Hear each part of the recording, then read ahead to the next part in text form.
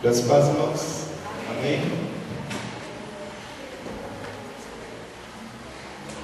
Irmãos, você pode se assentar? Os irmãos que possuem alunos aqui na sala dos primários, eles vão fazer a aula ali no Jardim Velho. Pode ser? Os irmãos autorizam? Os pais? Ok? Sem problemas? Tá? Eles vão com o professor André, será conduzindo eles, vão tomar um café lá e vão ter a aula lá. Eles não vão não é para um tour, é para que eles tenham a aula num ambiente um pouco diferenciado, um pouco mais fresco do que aquela sala quente ali. Ok? Sem problemas? Hoje nós vamos dar continuidade ao nosso estudo. E como nós já comentamos, nós encerramos então a parte do Velho Testamento e hoje nós vamos iniciar então o nosso estudo do Novo Testamento, né? O Novo Testamento ele começa pela Era da Graça. Nós encerramos a Era Mosaica e estamos iniciando hoje a Era da Graça. Só que nós temos uma pequena diferença e acontece apenas nessa fase do período bíblico. Quando nós encerramos a Era Mosaica, antes de nós entrarmos propriamente na Era da Graça, nós temos um período da vida de Jesus, que é um período de 33 anos, que ele é chamado de período de transição. É um período onde nós não estamos nem na Era Mosaica e nem ainda entramos na época da Graça. Porque a época da Graça, ela inicia com a ressurreição de Jesus. Porque quando Jesus ressuscitou, ele proporciona a todas as pessoas uma nova vida, mas através da sua ressurreição. Romanos capítulo 6, verso 4 diz: de sorte que se formos unidos a Ele na semelhança da sua morte, também seremos na semelhança da sua ressurreição. Então a época da graça ela inicia com a ressurreição de Jesus, mas a época mosaica ela termina com o nascimento de Jesus, com o nascimento de uma nova esperança, o nascimento de uma nova vida. Então nós temos essa fase aí de 32 a 33 anos mais ou menos. A palavra de Deus ela não nos dá uma data exata de quando aconteceram esses fatos, né? Mas é um período de mais ou menos 32 a 33 anos, que é um período chamado de transição, que é da época mosaica e da época da graça.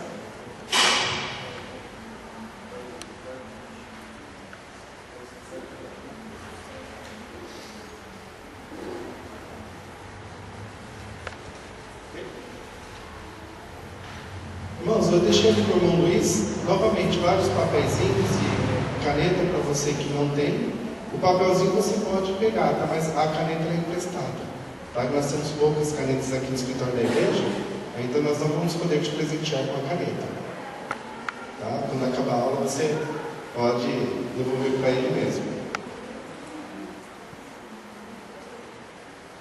Enquanto ele vai passando também, eu vou passar aqui de banco em banco para vocês poderem conhecer um pouco mais. Nós temos um livro que ele é editado, aliás, ele foi escrito, né, pelo pastor Tinga, da Igreja Batista dos Estados Unidos, traduzido para o português. Eu vejo que é um livro bem antigo, que acho que, se eu não me engano, o primeiro livro que eu adquiri, tá? Chama Visão Panorâmica da Bíblia.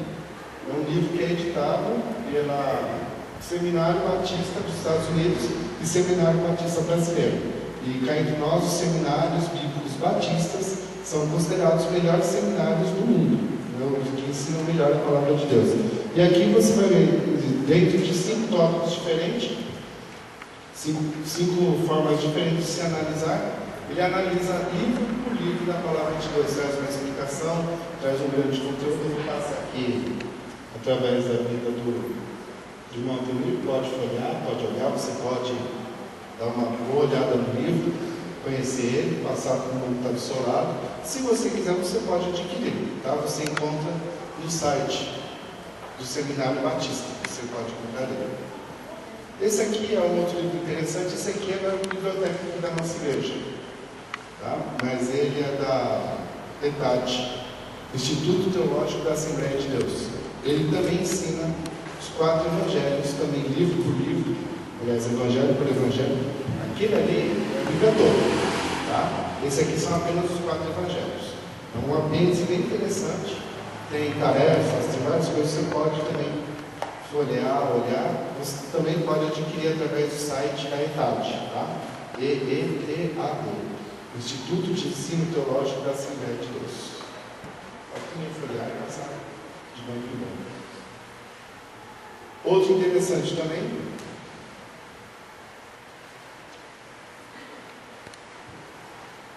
é a Bíblia de Referências Thompson.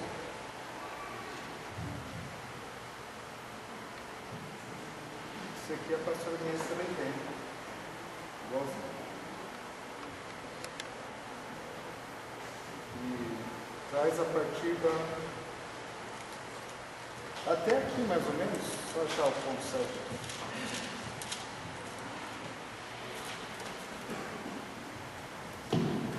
Até essa parte aqui nós temos a palavra de Deus, normal como nós temos em qualquer Bíblia. Toda essa parte aqui são estudos. E tem um ponto aqui que ela traz detalhadamente também, livro por livro, também da palavra de Deus, autor, suas particularidades, certo? Aqui. Atos, Romanos, alguns dados, Filipenses, Gálatas. Então ela traz todo um apanhado aqui geral, destrinchando vários mapas para que você possa estudar. Sempre nós damos um pouco de mapas na última aula. Vários mapas de estudos de acontecimentos. E também um estudo muito legal. Esse aqui também pertence à Assembleia de Deus. Ele é publicado pela CEAD, Casa Publicadora da Assembleia de Deus. Embora da Assembleia de Deus, mas o estudo ele é muito interessante, é muito legal. Isso eu não vou passar que eu vou usar agora na aula. Tá? Mas são estudos realmente que você pode se aprofundar na palavra de Deus. Você pode adquirir através de sites. Essa Bíblia que você encontra ali na livraria de São Carlos é uma das Bíblias de estudo mais vendidas que existe. Eu sei que alguns irmãos aqui da igreja têm, então você pode aproveitar e estudar na sua casa, dá bastante. Tá? Teologia Bíblica do Novo Testamento, lembrando, irmãos, que esse curso de Teologia Bíblica é um curso de 400 horas. Tá? Nós vamos passar aqui em 2. Então nós não vamos te passar o curso, logicamente. Nós vamos te passar apenas noções do que seria o curso. Porque o curso de Teologia ele vai destrinchar a palavra de Deus. Nós vamos te ensinar, aqui no caso, a você na sua casa destrinchar a palavra de Deus. Há uma estatística de que você lendo 7 capítulos por dia, em 15 dias você lê os 4 evangelhos. Tá? Se eu não me engano, são 35 minutos de leitura diária. Não é o fim do mundo. E também não é, nossa, grande coisa lá, né? 35 minutos de leitura diária por dia. Isso é o que nós devemos ter há 1 milhão de anos já batendo na nossa vida, aí a leitura bíblica diária, né? 35 minutos é coisa que a gente perde só despertando. Muitas vezes assistindo uma programação que não nos edifica nada. Então, depois que você acompanhar esse estudo hoje, um desafio para você. Que você possa realmente chegar na sua casa, a partir do livro de Marcos, do Evangelho de Marcos, né? Ler 7 capítulos, e em sequência você vai lendo até em 15 dias, você lê Mateus, Marcos, Lucas e João. Em apenas 15 dias, 35 minutos por dia. E com certeza o estudo aqui vai te ajudar bastante hoje. Vamos orar? Pai, nós buscamos a Tua direção sobre as nossas vidas, buscamos, Senhor, o poder do Espírito Santo sobre nós, nos escondemos atrás da Tua cruz, pedimos a cobertura do sangue do Cordeiro de Deus. Pai, a unção do Espírito Santo para que fale aos nossos corações, para que nos ensine, Pai, e que os nossos corações agora estejam abertos, sejam um terreno, Senhor, fértil, um terreno arado, esperando a boa semente, e que no decorrer dessa aula a chuva do Teu Espírito possa vir sobre nossas vidas, possa vir sobre os nossos corações, possa ministrar, ó Pai, germinando e gerando, Pai, uma grande colheita maravilhosa e linda para a glória do Teu nome. Que o Senhor seja exaltado nesta manhã, que o Senhor seja glorificado neste lugar, que o Teu Espírito fale poderosamente às nossas vidas e aos nossos corações. É o que nós te pedimos, é o que nós colocamos diante do Senhor, em nome de Jesus. Amém. Amém? Então nós chegamos no período transitório. da era bíblica, nós vamos começar a estudar os Evangelhos, e é o estudo mais importante que nós temos na palavra de Deus. Mas as cartas paulinas nos ensinam sobre a doutrina, nos ensinam sobre os ensinamentos do apóstolo Paulo, a direção, realmente. Mas o estudo mais importante que nós temos na palavra de Deus são os 4 evangelhos. Porque eles mostram, eles destrincham a vida de Jesus. E Jesus, ele é o centro de tudo. Embora o Salmo 118, o Salmo 118 é exatamente o capítulo que está exatamente no meio da Bíblia. É o Salmo 118, ele está exatamente no meio da Bíblia. No Salmo 118 nós dividimos a Bíblia em primeira e segunda parte, ele está exatamente no meio, entre o número de versículos. Mas o central da Bíblia, o principal, o foco principal da Bíblia, ele está nos Evangelhos. Porque quando nós lemos os Evangelhos, nós lemos os ensinamentos do nosso Mestre, nós lemos a vida do nosso Mestre, nós lemos o querer do nosso Mestre para as nossas vidas, e nós entendemos a maravilhosa graça dele. Nós entendemos como nós somos salvos, nós entendemos como nós experimentamos uma nova vida, e qual é essa nova vida que ele tem reservado para nós. Então, o foco principal da palavra de Deus, o resumo de toda a palavra de Deus, nós encontramos nos Evangelhos. O resumo de todo o Antigo Testamento, toda a direção que o Antigo Testamento tinha, ela está no Evangelho. O resumo das cartas paulinas, o que o apóstolo Paulo quis dizer, qual o fundamento que ele queria passar para as igrejas, quando ele começa a escrever as suas cartas, a direção que o Espírito Santo dava, todas apontavam para Cristo, para que Cristo fosse exaltado, para que a obra redentora de Jesus viesse sobre a vida, tanto dos Gálatas, dos Éfesos, dos Colossenses, dos Filipenses, que viesse sobre todos, inclusive sobre os outros pastores, sobre Timóteo, sobre Filemão, sobre os outros pastores que estavam ali para dirigir a igreja. E também o resumo de todo o Apocalipse também é glorificar a Jesus. O resumo de todo o livro do Apocalipse é trazer a glória que existe em toda a terra sobre a vida de Jesus. Então, sempre o foco principal da palavra de Deus são os evangelhos. Sempre será. Se é algo que você precisa basear a sua vida, algo que você precisa basear a sua fé, algo que tem que ser de prioritário na sua vida e no seu coração, estão os evangelhos. Porque os evangelhos é o foco principal da palavra de Deus. Sempre foi e sempre será. No entanto, que é o único relato que nós temos feito por 4 pessoas diferentes. Mas nós temos os livros de reis. Sim, nós temos reis, que nós temos 1ª e 2ª Reis, foi escrito por uma pessoa. Nós temos 1º e 2º Samuel, contam a mesma história, escrito por uma outra pessoa. E nós temos Isaías, conta a mesma história de 1ª e 2ª Reis, 1º e 2º Samuel, escrito por uma terceira pessoa ainda assim, nós temos sim. Mas os evangelhos, nós temos 4 relatos. É o maior relato, é o melhor de todos. Os evangelhos, eles não estão em sequência, eles se completam. Eles estão numa ordem de prioridade. Nós vamos entender isso mais no decorrer do estudo. Mas eles se completam. Um completa o outro. O que um deixou de escrever, o outro escreveu. O que um deixou de relatar ali um acontecimento, o outro colocou ali um detalhe. Então, os evangelhos, eles se completam. Então, é muito bom, amados, quando você for estudar os evangelhos, você não ficar detido apenas assim em uma passagem. Então, você lê ali a passagem de Marcos capítulo 4, a partir do verso 35, por exemplo. Quando estavam atravessando o mar e veio ali uma grande tempestade. Então ali Marcos ele dá alguns detalhes de como ocorreu aquela tempestade, de como ocorreu aquele milagre. Já quando nós chegamos em Lucas capítulo 10, nós vemos o mesmo acontecimento. Mas Lucas ali dando outros detalhes, principalmente Lucas ele estava contando como era o comportamento dos discípulos. E Marcos conta, ele detalha mais o poder de Jesus ali sobre o vento, sobre a tempestade. E Lucas ali contando o comportamento dos discípulos ali, o que eles estavam falando, o que batia no coração deles naquele momento. Então nós vemos ali as diferenças, as particularidades entre o Evangelho. Então sempre quando você for estudar, compara uma passagem com a do outro escritor, a do outro evangelho, sempre vai te acrescentar muito mais. Sempre você vai entender muito mais a palavra de Deus. Nós temos aqui o costume, né, de acordar de manhã e falar: vamos ver o que Deus tem para mim hoje, né? Então a gente vai lá tentar a sorte. Deus tem para mim hoje. Vamos ver o que Deus tem para nós hoje.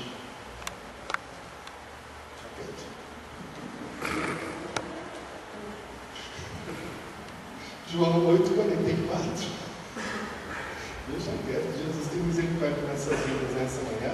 E isso é coisa do velho homem. Que Deus continue me ensinando. Lembra só, João 8,44.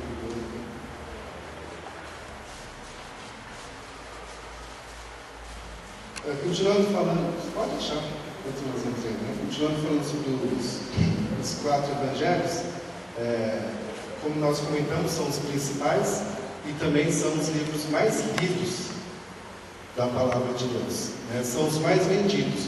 Você encontra as porções dos evangelhos separadas, você pode comprar somente o livro de Marcos, somente o evangelho de João, e são excelentes livros para evangelização. Aqui na igreja, até um tempo atrás, nós tínhamos ali na mesa da recepção, até precisamos comprar um pouco mais, né? Várias porções. Se você pegava só o evangelho de Marcos, só o de João, você pode usar isso para evangelizar. Então, são os livros também mais lidos. Por que se chamam evangelhos? A palavra evangelho, ela tem um dos seus significados sobre biografia. Um significado da palavra evangelho seria biografia. Mas não temos assim como dizer que o evangelho ele é uma biografia da vida de Jesus.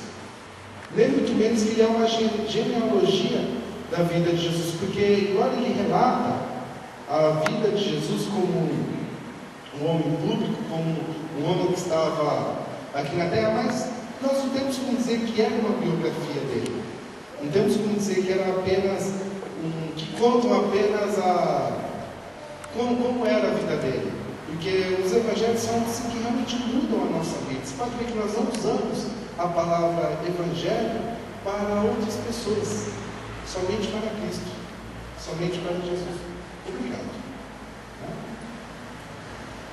Eles são, na verdade, relatos, né? Relatos de alguns acontecimentos sobre a vida de Jesus. E um dos mais interessantes é lá no final do Evangelho de João, quando ele fala assim: há, porém, muitas outras milagres, muitos outros acontecimentos que o Senhor operou nessa terra. Se nós fôssemos escrever cada um deles, não caberiam nessa terra os livros que aqui seriam escritos. Isso é maravilhoso, né? Se nós fôssemos escrever todos os fatos, todos os relatos da vida de Jesus, aqui nessa terra não haveria espaço para se colocar todos os livros que seriam escritos, né? Lembrando que Jesus ele continua fazendo até hoje, né? Em nossas vidas, aqui na igreja, quem continua operando é o Senhor Jesus. Outra curiosidade, você pode apontar aí, que embora são escritores diferentes, em períodos diferentes, os 4 evangelhos eles foram escritos durante o período do Império Romano, tá? Os 4, tá? Nenhum escapou de ser escrito durante a perseguição. Os 4 foram escritos durante o Império Romano, enquanto o Império Romano dominava ali a região da Palestina, a região de Israel.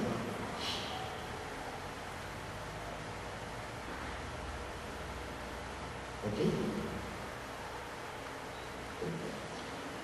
Mateus ele é conhecido como o Evangelho do Reino, tá? Pelos historiadores, também pela teologia, o Evangelho de Mateus ele é conhecido como o Evangelho do Reino. E Mateus ele enfatiza os sermões de Jesus. Então, quando você quiser ler as pregações de Jesus, você lê ali o Evangelho de Mateus. Principalmente quando nós começamos ali o capítulo 5, 6 e 7. São 3 capítulos mostrando uma única pregação de Jesus. 3 capítulos inteiros ali falando sobre a pregação de Jesus. Interessante que os 4 evangelhos, hoje, eles possuem 3.770 versículos. Os 4 evangelhos hoje possuem 3.770. 1.700 são as palavras de Jesus. Ou seja, quase 50% dos evangelhos são as palavras de Jesus. Nem todos contam as suas atitudes, mas as suas palavras, principalmente de Mateus. O Evangelho de Mateus é aquele que mais relata as palavras de Jesus. Por isso que é chamado de Evangelho do Reino. Tá? O Evangelho de Marcos, ele é conhecido também como o Evangelho de Poder, porque Marcos ele enfatiza os milagres de Jesus. Quando você lê o Evangelho de Marcos, pouco você vai ler sobre os sermões, sobre Jesus falando. O Evangelho de Marcos é o que traz menos as palavras de Jesus. Ele é conhecido como o Evangelho do Poder, porque é onde o evangelista Marcos ali, ele relata os milagres, os acontecimentos, as maravilhas que Jesus fazia, o poder de Jesus sobre o céu, sobre a terra, sobre mandar a figueira secar, mandar o vento parar. Então o evangelista Marcos ele vai ali relatando os milagres de Jesus. Tá? É muito interessante nós lermos o de Marcos, embora ele é o mais resumido, mas ele é o que mais comenta sobre os relatos dos acontecimentos de Jesus. O Evangelho de Lucas é conhecido como o Evangelho do Filho de Deus. Você conseguiram acompanhar, irmãos? Ou está muito atropelado? É aí?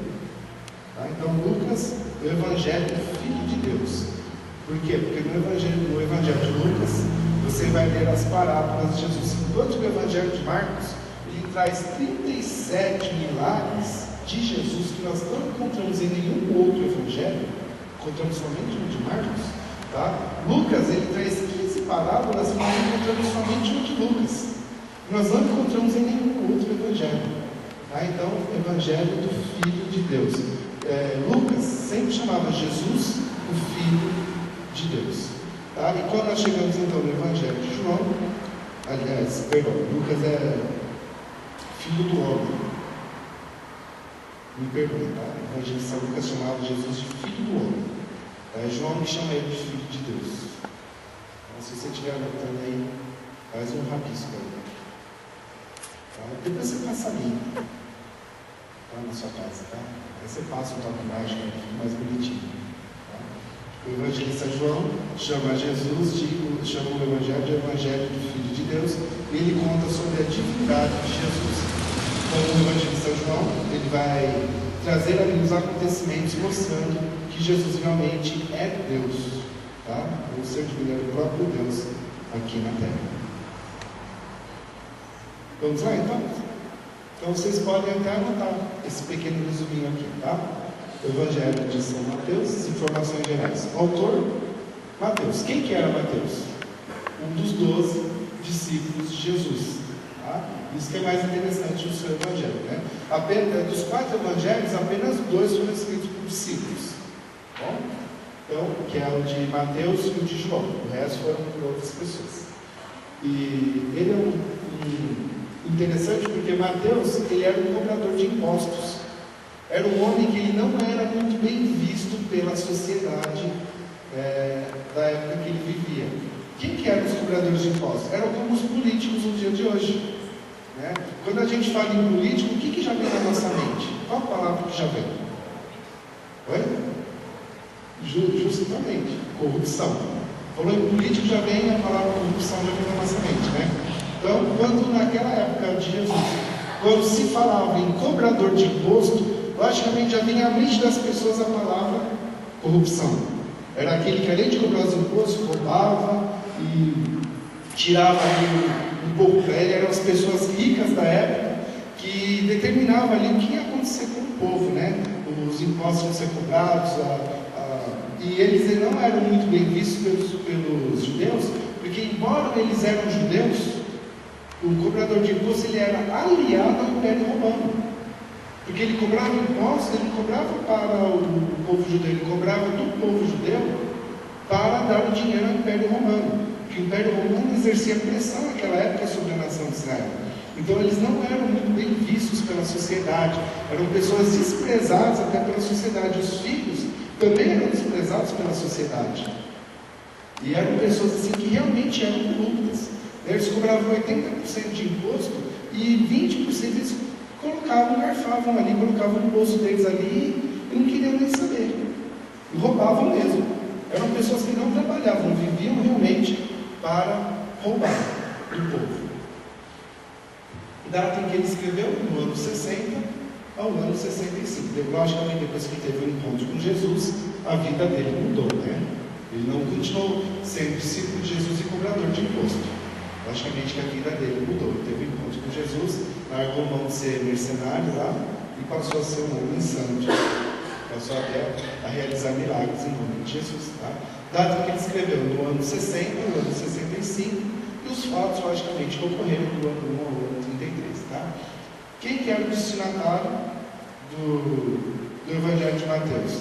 Era uma escrita pública. A intenção dele era que o seu livro fosse copiado e distribuído para as pessoas, para que todos pudessem conhecer a vida de Jesus. Pode avançar aí.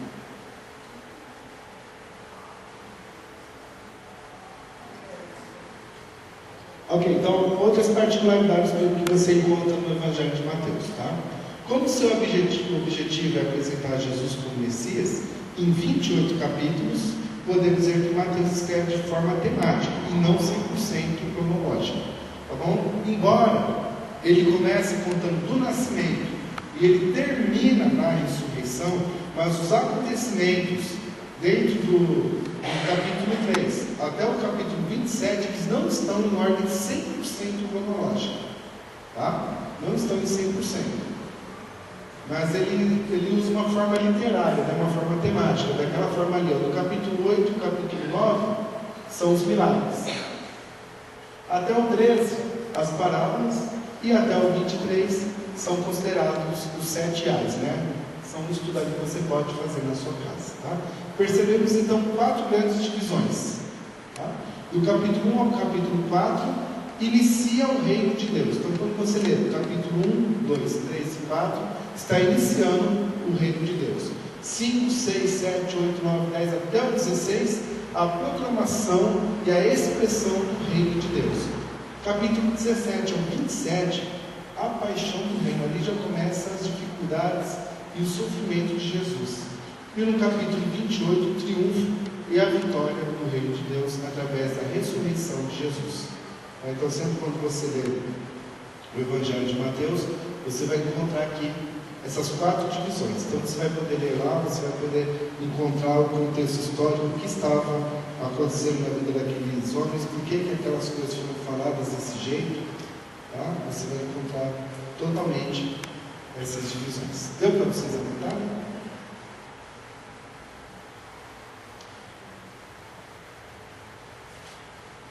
Quem tem mãos anotando aí? A gente espera um pouquinho para poder passar o slide.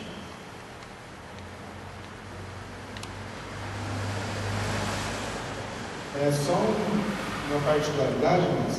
Dentre os principais sermões de Jesus no Evangelho de Mateus, lá você vai encontrar o Sermão do Monte, o Sermão do Sinédrio, o Sermão da Pedra, da pedra sobre pedra, né? Quando ele fala aquilo, fica lá, esse lugar, pedra sobre pedra, começa a falar sobre os últimos acontecimentos. São ali 3 capítulos falando sobre os últimos acontecimentos. Ok? Pode passar. Então aqui que nós temos um resumo aqui do Evangelho de Mateus. Tá? Por que ele é conhecido como o Evangelho do Reino, ou o Evangelho do Reino? Né? Aqui ele mostra e próprio seu objetivo. A genealogia mostra a descendência real de Jesus. Capítulo 1, do versículo 1 ao versículo 20. Então ali você vai encontrar a genealogia de Jesus, e ele não começa falando lá de Adão e Eva. A intenção de Mateus aqui é demonstrar que Jesus realmente era descendente do rei Davi. Então ele começa, o que você no Evangelho do Rei ou do Reino? Ele começa contando as histórias do reino, tá? Que ele realmente era descendente do rei Davi. Os magos o buscam porque é nascido um novo rei, ou o rei dos judeus. Lá no capítulo 2, do versículo 1 ao versículo 2, mostrando que realmente a intenção dele era mostrar o Evangelho do reino. Tá? Aqui encontramos as parábolas do reino. Tá? Nós encontramos outras, mas essas aqui elas mostram, são parábolas que ensinam sobre o reino de Deus. O semeador, o joio, o grão de mostarda, o fermento, o tesouro escondido, a pérola de grande valor, a rede e a semente que brota e cresce. Bom, então são as parábolas que ensinam sobre o reino de Deus.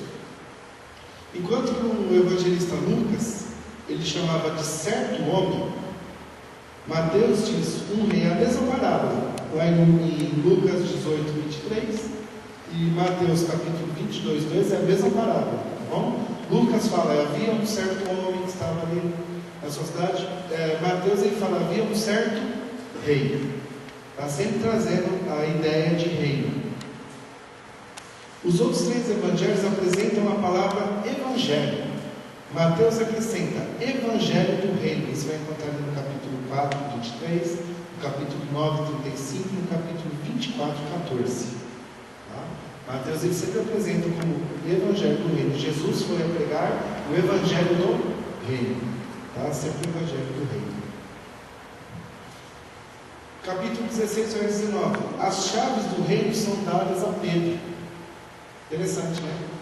Enquanto que os outros evangelistas falam que Jesus deu poder e autoridade, aqui o evangelista Mateus declara que as chaves do reino foram dadas ao apóstolo Pedro. Ele muda ali a palavra. Todas as nações se reunirão diante daquele que está assentado sobre o grande e sublime trono. Lá no capítulo 25 e o verso 34. Então aqui nós encontramos totalmente o resumo do Evangelho de Mateus.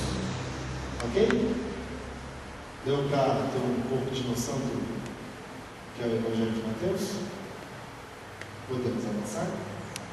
Vamos.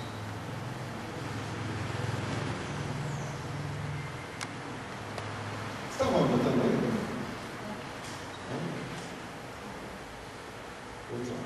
Então o Evangelho segundo Marcos, tá? O autor, João Marcos. Quem foi João Marcos? Foi? Discípulo de Pedro, justamente. Sobrinho de Barnabé, amigo do apóstolo Paulo.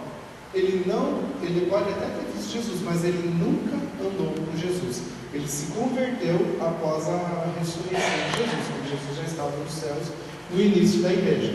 O que ele relatou, ele ouviu de Pedro, que Pedro, ele era um dos 12 de Jesus, como a maioria dos 12 de Jesus, um pescador iletrado, né? Ou analfabeto, como nós conhecemos aqui no Brasil, né? Não sabiam escrever, não tinham muita cultura, eram homens simples da sociedade, né?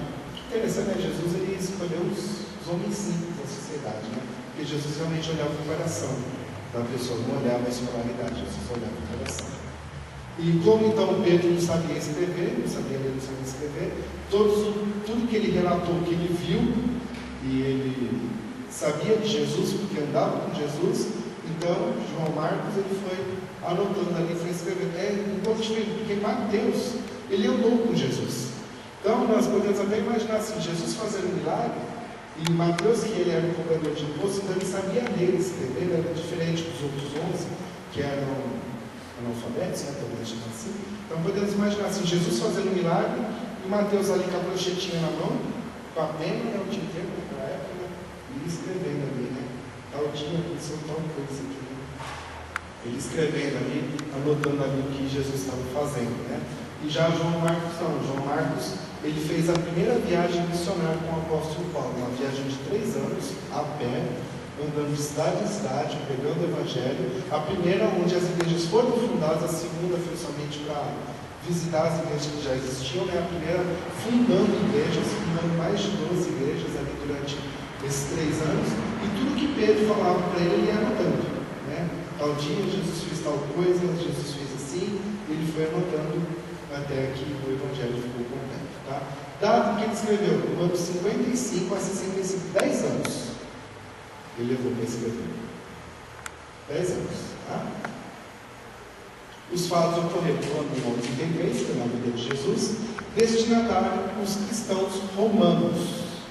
Tá? Então, essa é uma particularidade muito interessante do Evangelho de Marcos, que ele não foi escrito para os judeus, ele foi escrito para os romanos. Então, enquanto que no Evangelho de Mateus, você vai ler lá no capítulo 1, verso 22 de Mateus, capítulo 4, 14, capítulo 24, 15, capítulo 27 do Evangelho de Mateus, o evangelista Mateus falando sobre as profecias que o povo de Deus tinha sobre o que viria o Messias, o Evangelho de Marcos jamais vai falar sobre algum costume judeu, sobre alguma profecia para os judeus.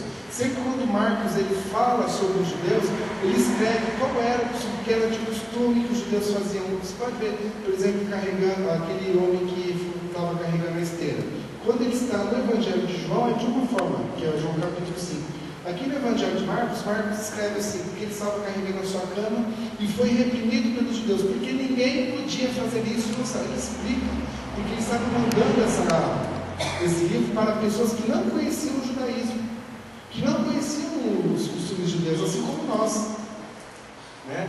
Quando muitas vezes nós lemos o Evangelho de Mateus, nós vemos ali muitas coisas nós não entendemos. E nós dependemos que alguém nos explica, né? Você já viu o pregador pregando sobre o Evangelho de Mateus? Fala, porque, irmãos, naquela época, o costume judeu era assim, o costume judeu era daquela forma, o casamento judeu era desse jeito, por isso que eles tinham que fazer dessa forma. Agora, o evangelista Marcos não, já não tem que essa explicação, porque ele já detalhou os acontecimentos, porque ele mandou o seu evangelho para pessoas que não eram judeus, tá? Foi enviado aos cristãos romanos, pessoas que nunca ouviram falar a palavra Messias, que não sabiam quem era o Senhor, pessoas que adoravam a outros deuses, tá?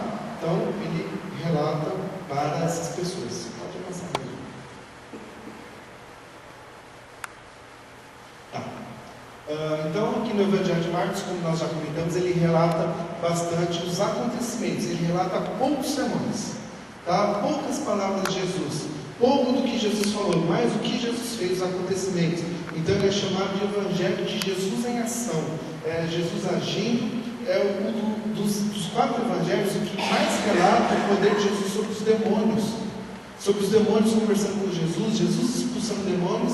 É o Evangelho de Marcos, é o que mais relata o reino espiritual. É o Evangelho de Marcos, tá? Ele foi escrito em grego, logicamente para os romanos pudessem ler, né? Não foi escrito em aramaico, tá? Para que os romanos pudessem ler, foi escrito em grego e numa linguagem bem popular, tá? Hoje aqui traduzido para o português a linguagem não é tão popular, né? Mas ali é uma linguagem bem popular, né? Sabe daquela forma como nós usamos, né? Você vai lá. Então uma linguagem bem popular e foi escrito para que os leigos romanos pudessem compreender, tá? As palavras de Jesus estão bem resumidas, como nós já comentamos. Se fala mais sobre as ações e as atitudes. E de todos os milagres que existem relatados nos 4 evangelhos, 37 somente o evangelista Marcos escreveu. 37 milagres nós encontramos somente no Evangelho de Marcos. Você não vai encontrar em evangelho nenhum, somente nele. Outra curiosidade muito interessante é que Marcos ele é muito minucioso na geografia. Você não vai encontrar a geografia em nenhum evangelho como o Evangelho de Marcos. Marcos ele é muito minucioso quanto a isso. Conforme ele ia ouvindo, né, ali o apóstolo Pedro falando para ele ia escrevendo ali os acontecimentos, ele sempre perguntava, né? O apóstolo Pedro falava, olha, mas Jesus ressuscitou a menina, mas em qual lugar? Então ele fala assim, então sempre, antes de cada acontecimento, ele fala, e chegaram a Nazaré, e chegando na Galiléia, e chegando ali em Betsaida, e passando para Samaria, ele sempre relata o lugar, então ele é muito minucioso quanto à geografia. Os 4 evangelhos é o que está na melhor ordem cronológica, é o Evangelho de Marcos. Aí está na melhor ordem cronológica, enquanto Mateus ele não está em 100% da sua ordem cronológica. O Evangelho de Marcos é o que está na melhor ordem cronológica. Interessante, ele não fala do nascimento de Jesus. Ele não fala. E o exemplo é o capítulo 1, versículo 1, abre ali, Marcos capítulo 1, verso 1.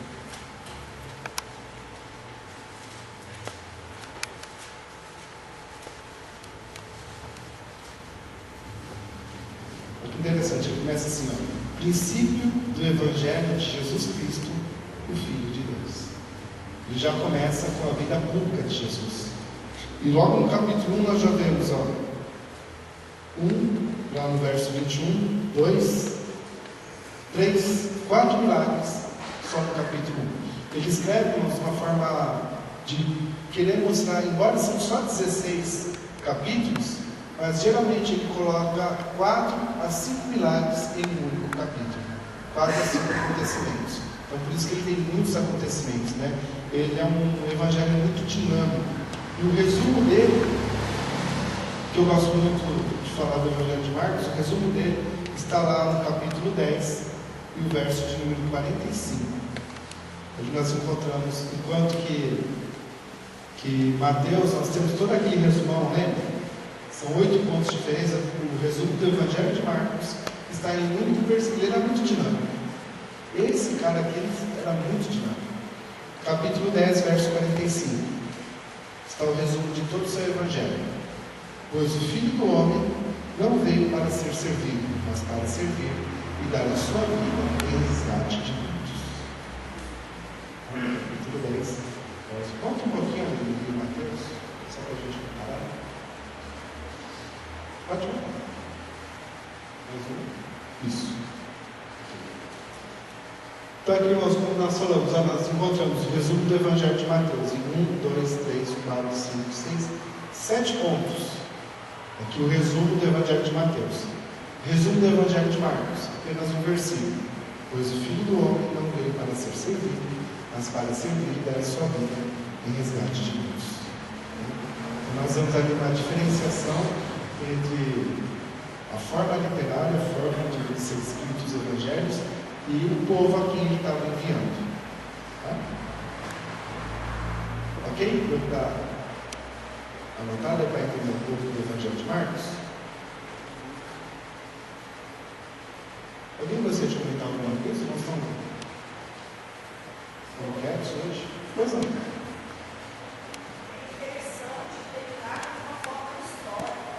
Sim. Mas ele vem contando uma história. Se a gente perceber isso, parece que a forma como ele narra, uma é continuação do outro. Entendeu? Observa só. Depois entraram em Cafarnaum. Aí outro toque. E saindo eles à tarde, ao cair do sol, tendo se levantado alta madrugada. Então a impressão que Marcos nos dá é que ele está contando assim um relato contínuo mesmo, uma hora após outra, um dia após outro.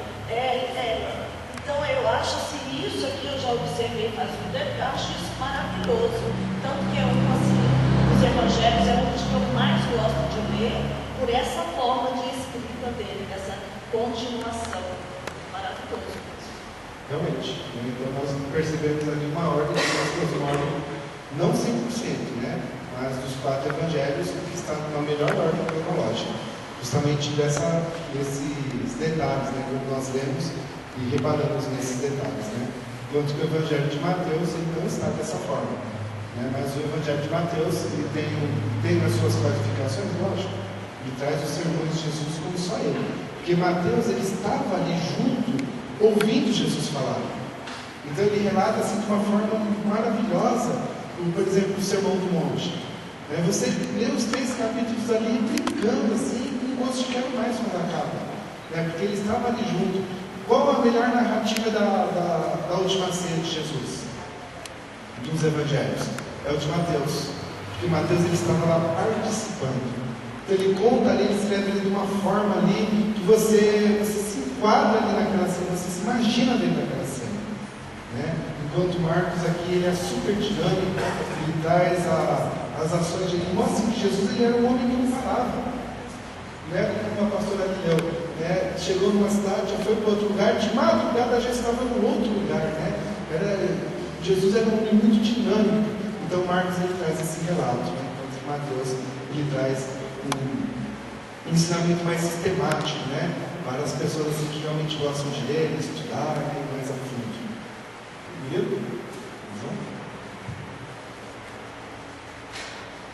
Nós pedimos assim que, se você tiver alguma dúvida, você pode nos perguntar. E se nós não soubermos, nós vamos pesquisar. Tá bom? O que nós estamos passando aqui a vocês é uma pesquisa. Agora eu passei os livros aí para vocês poderem ler, e também você aqui na Bíblia, mas o que nós estamos passando aqui, você não encontra no curso teológico dessa forma que nós passamos aqui. Só que são os estudos que nós temos, que a misericórdia de Deus ela tem nos agraciado de nós estudarmos em casa, Deus revelar e nós passarmos aos irmãos. Então, se você não souber, se ficar alguma dúvida, nós não vamos poder talvez te responder na hora. Nós vamos pesquisar e quem sabe na próxima aula a gente pode estar respondendo a você. E o livro vai estar me ajudando aqui, se mostrou muito ajudador nessa área, pesquisou bastante também. Ele vai estar continuando então o nosso estudo hoje. Amém. Graças a Deus, novamente, queridos. Nós vamos estar passando dos outros dois evangelhos, o evangelho de Lucas e de João. Como o pastor Paulo falou, é muito pouco tempo que nós estamos aqui para destrinchar tudo com detalhes. E nós vamos ver, exatamente nos evangelhos, onde nós vamos encontrar muitos detalhes sobre a vida de Jesus, sobre o que Jesus ensinou, sobre o que Jesus fez. Então, aqui nós vamos passar somente alguns pontos principais, alguns momentos citados nos evangelhos. Mas eu encorajo você, que você depois estude na sua casa, cada evangelho, você vai poder perceber detalhes preciosos da vida de Jesus, né? Nós só encontramos nos evangelhos mesmo.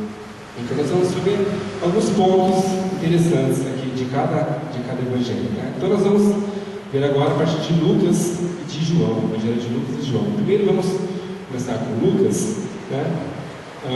Quem foi Lucas? Lucas era um médico. Olha só, nós vemos então nos eleitos de Jesus, encontramos várias profissões, né? Cobrador de impostos, né? E médico. Lucas era um médico que se converteu ao cristianismo, né? E é interessante que Lucas, além do próprio evangelho de Lucas, o livro de Atos é como se fosse uma continuação de Lucas, que a autoria de Atos é dada a partir de Lucas, como quem escreveu o livro de Atos também. Então Lucas, ele estava sempre junto com o apóstolo Paulo, um grande amigo e colaborador do apóstolo Paulo, um homem inteligente, um homem culto, que dominava o grego. Tá? E Lucas, olha que interessante, ele não andou com Jesus, ele não estava assim presenciando o ministério de Jesus ali terrenamente. Nós podemos considerar que Lucas ele foi um tremendo historiador. Por quê? Porque Lucas ele escreveu o seu livro colhendo informações de pessoas, de relatos das pessoas, daquilo que pessoas contavam sobre Jesus, de pessoas que andaram com Jesus. E ele fez isso de uma forma assim, bem minuciosa, muitos detalhes. Nós vamos observar no livro de Lucas, ele é um livro de muitos detalhes, né? Muito interessante isso. Então, Lucas não presenciou o ministério terreno de Jesus, mas ele nos informa no início do livro que investigou cuidadosamente os fatos e que ouviu aqueles que foram testemunhas oculares, servos do Senhor, registrando assim a mais completa história sobre a vida e trabalho de Cristo como ninguém havia escrito ainda. Vamos abrir lá em Lucas, capítulo 1. Nós vamos ver isso. É como se fosse um livro escrito por todos os testemunhos, todos aqueles que viram ou ouviram alguma coisa sobre Jesus. Ele investigou cada detalhe e assim ele conseguiu escrever todo o seu livro com muitos detalhes, com muito afim, Lucas 1. Visto que muitos houve que empreenderam uma narração coordenada dos fatos que entre nós se realizaram, conforme nos transmitiram os que desde o princípio foram deles testemunhas oculares e ministros da palavra. Igualmente a mim me pareceu bem, depois de acurada investigação de tudo, desde sua origem, dar-te por escrito, excelentíssimo Teófilo, uma exposição em ordem, para que tenhas plena certeza das verdades em que foste instruído. Então, o livro de Lucas, baseado então em vários relatos, né, de várias pessoas, foi escrito aproximadamente de 60 a 63 depois de Cristo, né? E como nós vemos aqui no verso 3, ele tinha um destinatário específico a princípio, que era Teófilo. um oficial romano. Então, coube a Lucas mostrar toda a vida de Jesus, todo o trabalho, a obra de Cristo, a Teófilo. Lucas ensinou Teófilo. Mas, nós vamos ver que o Evangelho de Lucas, ele não foi escrito somente para Teófilo, mas a mensagem de Lucas era para todos. A mensagem de Lucas foi mostrar a salvação, a vida eterna, através de Cristo. Então, lá, o propósito. O fato desse Evangelho ter sido inicialmente dirigido a Teófilo não reduz nem limita o seu propósito. Ele mostra que Jesus não veio apenas para os judeus ou para alguns selecionados, mas para todos e para todas as nações. Ele foi escrito para fortalecer a fé de todos os crentes e para reagir aos ataques dos incrédulos contra Jesus. Lucas ele deixou claro que Jesus veio buscar e salvar quem estava perdido. Nós podemos deixar isso como um versículo chave, de Lucas 19:10. Então, a salvação era para todos, não somente para os judeus. Então, seja judeu, não judeu, ladrão, mulher, homem de negócios ou servo. O poder salvador e libertador de Cristo é esperança e vida para qualquer um que deseja recebê-lo como Salvador. Até coloquei uma imagem ali, olha aquele monte do pontinho ali. Eu não consigo nem ver direito, Tanta gente que tem ali. Então, meu irmão, com certeza ali tem vários tipos de pessoas, com várias formações acadêmicas, com várias formas de estudo, profissões diferentes, mas sabemos que a salvação de Cristo, ela veio para todos. Lucas deixa isso bem claro. A salvação, ele mostra isso para Teófilo, Vai ser um oficial romano, ele mostra que a salvação também era para ele, também era para todos, para qualquer um que aceitar a Cristo pode alcançar a salvação. Vamos ver então algumas particularidades do Evangelho de Lucas. Como eu falei, Lucas, dos 4 evangelhos, ele demonstra com muitos detalhes cada passo de Jesus, cada situação, tudo aquilo que Jesus fez. Ele é muito minucioso nos detalhes. Nós podemos conhecer fatos importantes a respeito do nascimento de João Batista e de Jesus, bem como a única informação confiável sobre a infância de Jesus. O livro de Lucas é o único que mostra a infância, o início da vida de Jesus. Os primeiros capítulos, capítulo 1 e capítulo 2, você vai ver os detalhes do nascimento de Jesus. Os outros evangelhos mostram, algumas partes mostram o nascimento, mas com detalhes desde o crescimento de Jesus, somente em Lucas. E Lucas também é o único dos evangelhos que registra os cânticos de Zacarias e de Maria. O Cântico de Maria e o Cântico de Zacarias. É o único livro que vai mostrar essa passagem. Lucas também ele é o único livro dos evangelhos que narra a visita dos pastores, a circuncisão e a apresentação de Jesus no templo, ainda em Jerusalém. E vamos lá em Lucas 2, nós vamos encontrar as primeiras palavras de Jesus. Olha só. Só que em Lucas vamos encontrar isso, como eu falei, ele vai falar sobre a juventude de Jesus. E aqui ele mostra as primeiras palavras de Jesus. Lucas 2, 49. Ele lhes respondeu: por que me procuráveis? Não sabias que me cumpria estar na casa de meu pai? Então aqui quando Jesus está lá, os pais procurando, perderam Jesus e encontram Jesus lá no templo, com os doutores em volta, ele ali pregando. Ele fala: mas vocês não sabiam que eu deveria estar na casa de meu pai? Ali que os homens não entenderam muita coisa. Como na casa de meu pai? Ele já revela a sua divindade ali. Mas aqui não é a casa de José. Ele no templo do Senhor, e ele fala: vocês não sabiam que me convinha estar na casa do meu pai? Então as primeiras palavras do povo na hora pode ficar meio confuso, mas o que esse menino está falando? Ele não está na casa dele, aqui não é a casa do pai dele. Mas Jesus estava revelando ali quem ele era. Aos 12 anos, as suas primeiras palavras registradas, falam que Jesus contando, que para que ele vivia aqui, que ele era realmente filho de Deus. Ele estava realmente na casa do seu pai, estava na casa do Senhor. É interessante, que depois desse fato, essas palavras de Jesus, segue-se um período de 18 anos de silêncio. Depois você não vê mais nenhuma palavra de Jesus até que se inicia o seu ministério, já com seus 30 anos de idade.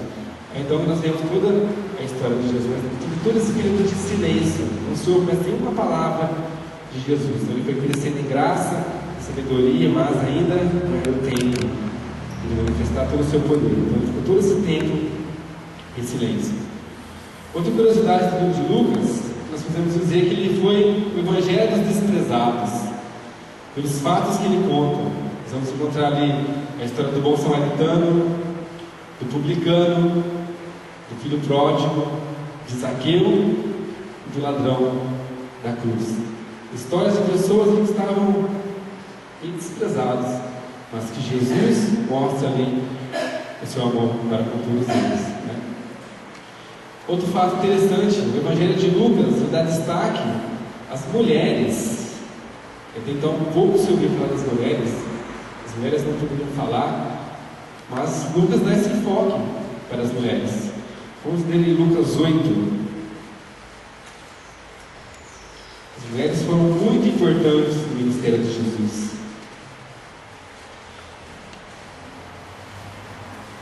Verso 2 e verso 3.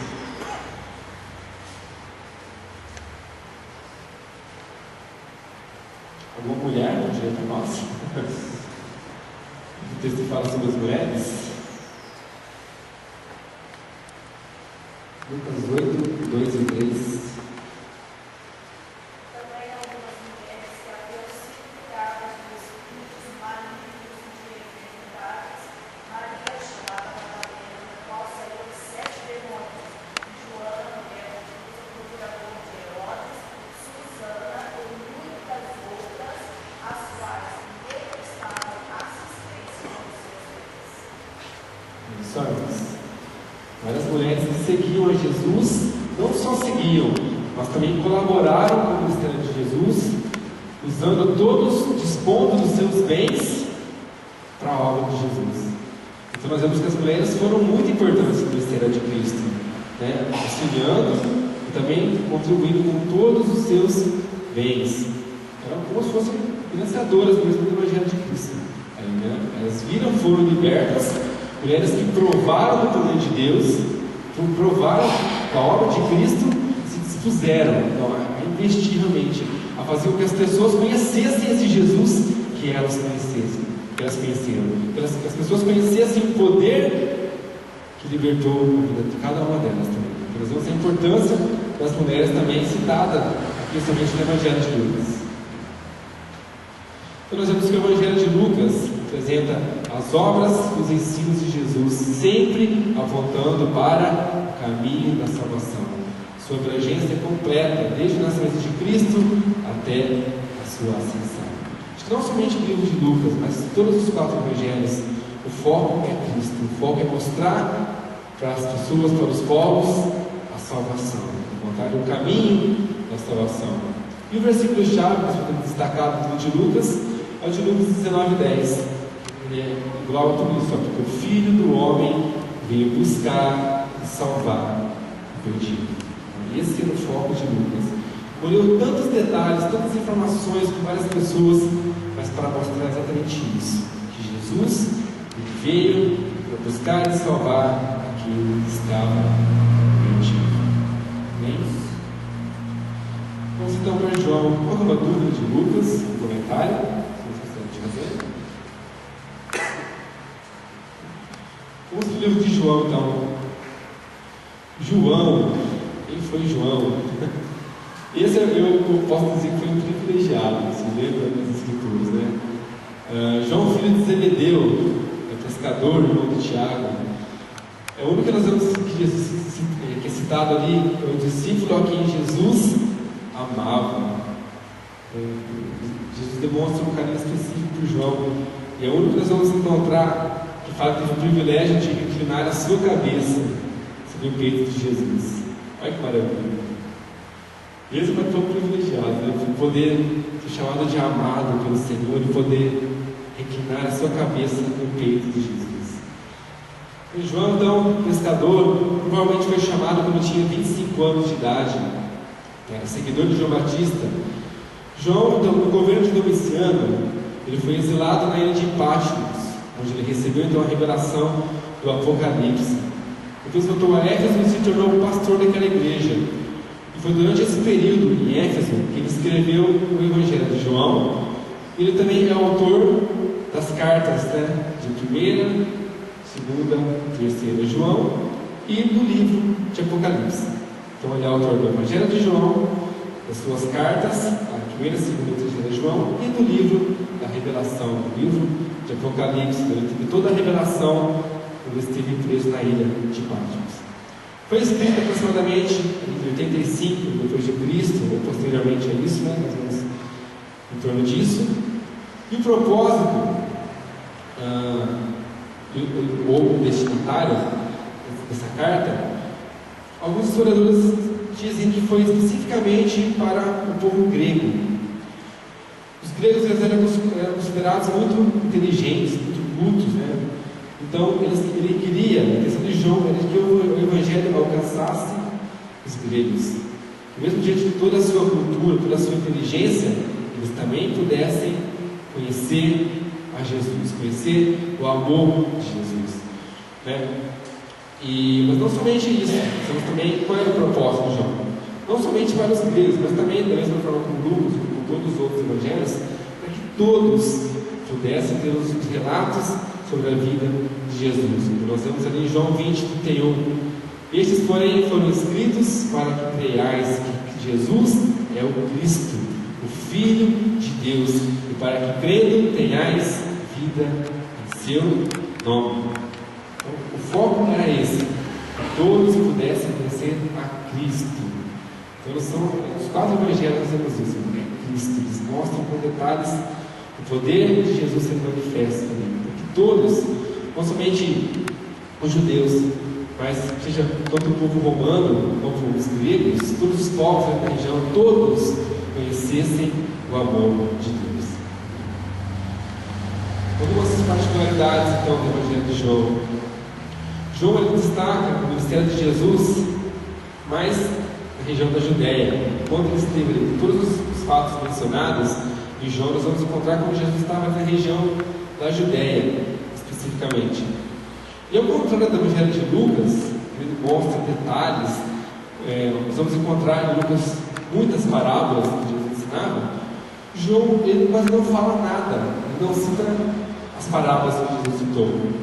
Você pode procurar em todos os capítulos de João, você não vai encontrar tantas parábolas quanto em Lucas.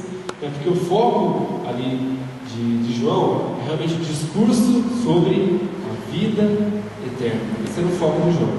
Mostrar que Cristo veio para trazer o quê? Trazer a vida eterna.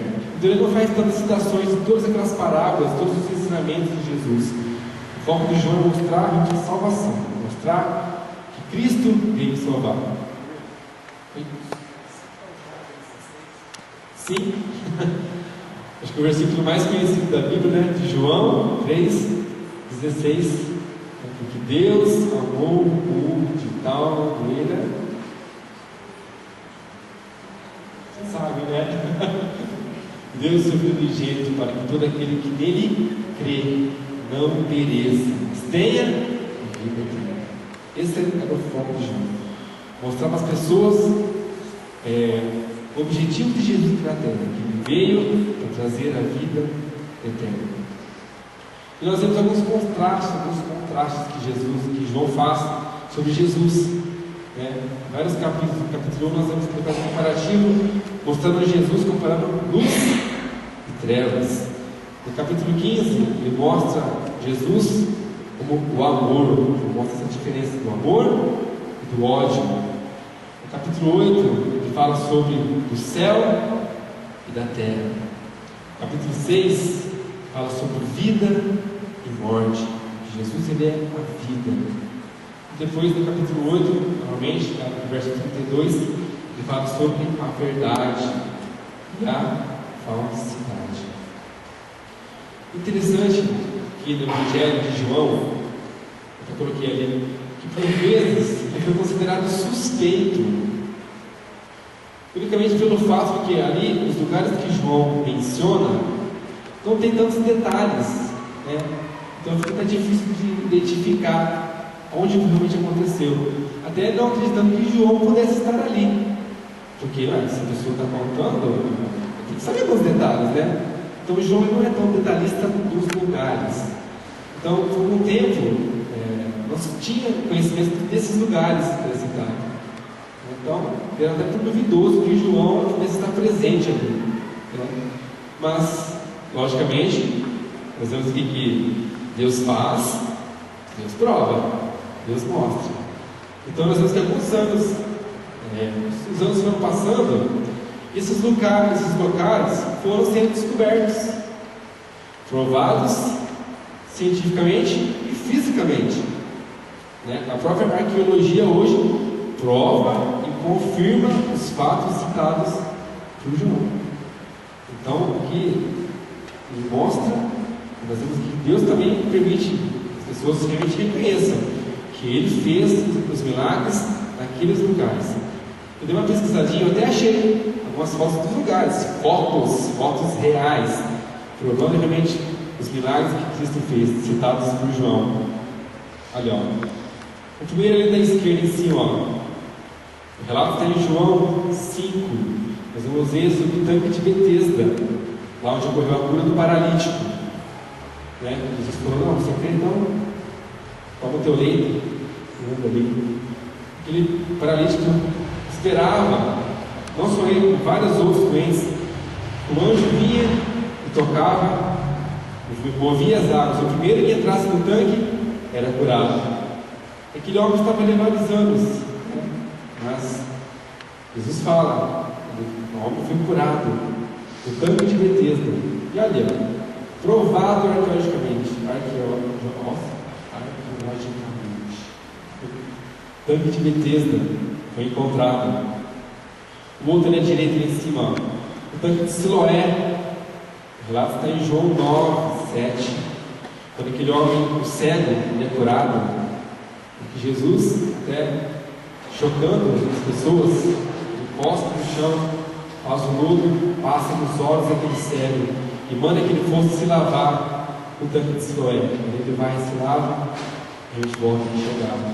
Ali, comprovado também, foi achado o tanque de Siloé. E o último ali embaixo, o poço de Jacó. Estamos ali em João capítulo 4, que relata o encontro que Jesus teve com aquela mulher samaritana, né? A mulher estava do poço de Jacó, retirando água. Nós vemos também, ali já foi até, como agora esses pontos, são todos pontos turísticos, você pode ir lá conhecer esses pontos. Está até o poço bonitinho, foi colocado com os azulejos de volta, caprichado no poço, mas está lá. Acredite você ou não, tem água nesse poço hoje. Ainda tem água no poço. É até uma atração, não sei se dá para perceber, tem até umas canequinhas do lado. Você pode até hoje lá beber essa água. Ainda está lá. Então, irmão, todos os fatos narrados em João, por mais que ele foi considerado duvidoso por anos, está mais do que provado hoje, cientificamente e arqueologicamente, a existência de cada ponto desse citado aqui em João.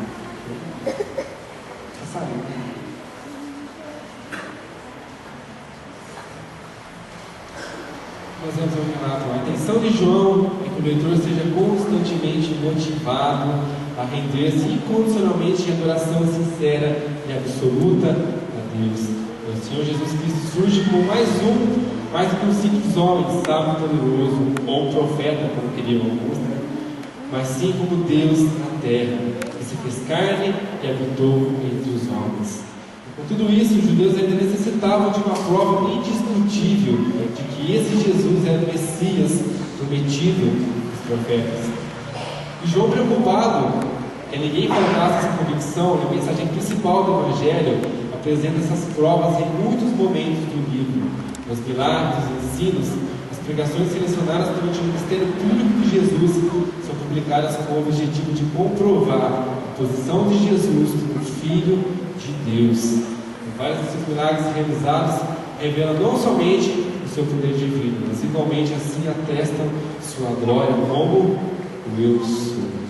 Então João queria mostrar realmente todo o poder de Deus ali. Então ele cita todos esses fatos, todos os milagres citados aqui por João.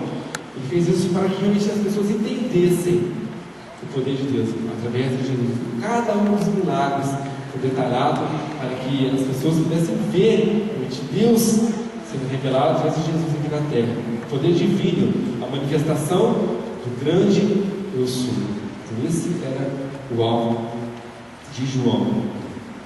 E finalizando a conclusão, encerrando, o versículo que o pastor Paulo já citou de João 21, 24 e 25, que fala assim: este é o discípulo que testifica dessas coisas e as escreveu, e sabemos que o seu testemunho é verdadeiro. Há porém ainda muitas outras coisas que Jesus fez, e se cada uma das quais fosse escrita, cuido que nem ainda o mundo todo poderia conter os livros que se escrevessem. Amém. Irmãos, embora os evangelhos narram vários e vários acontecimentos de Jesus, vários milagres, vários sinais, tudo aquilo que ele fez, ainda é muito pouco de tudo aquilo que Jesus fez. Nós podemos dizer que multidões seguiam Jesus, não eram algumas pessoas, multidões. Eu creio que não foram uma ou duas pessoas só que foram curadas, receberam o milagre. Foram milhares de pessoas. Então, se fosse cada uma contar aquilo que recebeu, o próprio testemunho de cada uma delas, é quase impossível. Seria impossível colocar em livros. O próprio João fala isso. Eu cuido que nem ainda o mundo, nem no mundo todo, poderia conter livros com todos esses relatos de Jesus.